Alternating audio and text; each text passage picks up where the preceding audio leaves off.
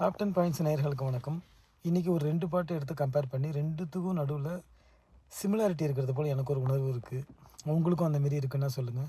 இசை நல்லா தெரிஞ்சவங்களுக்கு தெரியும் இதில் ஏதோ ஒரு வகையில் இது ரெண்டும் ஒரே ஒரு பேட்டர்னில் இருக்குது அப்படிங்கிறது. இந்த ரெண்டுமே பழைய பாடல்கள். ஒன்று வந்து 1965 இடைப்பட்ட காலத்தில் வந்தது. இன்னொன்று 1980களோட முற்பகுதியில் வந்தது. கேட்கலாம் வாங்க.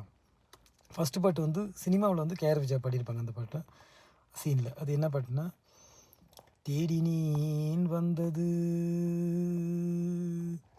நாடினேன் சென்றது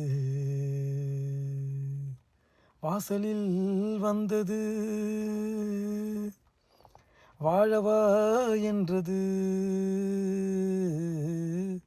தேடினேன் வந்தது.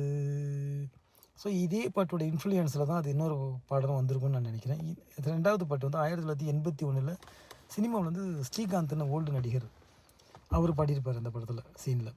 அது என்ன பாட்டுன்னா, பாவை நீ மல்லிகை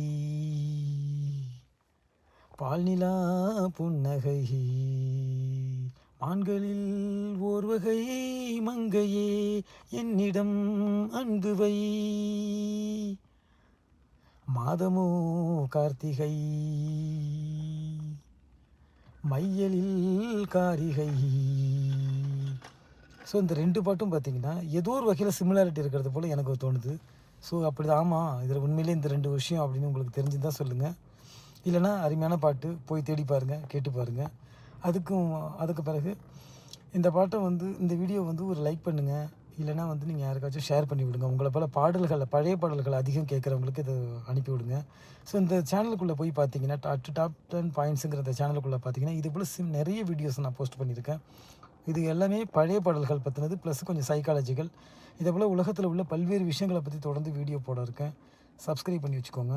கொஞ்சம் லைக் பண்ணிங்கன்னா கொஞ்சம் நமக்கு அதை பார்க்கும்போது பரவாயில்ல, நம்மளும் இன்னும் கொஞ்சம் வீடியோ பண்ணலாம் அப்படிங்கிற ஒரு இன்ட்ரெஸ்ட் வரும். இது வரைக்கும் பொறுமையாக இருந்து பார்த்தவங்க அனைவருக்கும் நன்றி. இதே போல் தொடர்ந்து சொல்லுங்கள். நமக்கு Tamil, Telugu, Malayalam, Kannada, English, French, Spanish இதே போல் நிறைய பாட்டு எனக்கு தெரியும். ஸோ தொடர்ந்து நம்ம அது சம்மந்தமான சுவாரஸ்யமான விஷயங்களை உங்களோட நான் பகிர்ந்துக்க இருக்கேன். ஆதரவு தாருங்க. ரொம்ப நன்றி.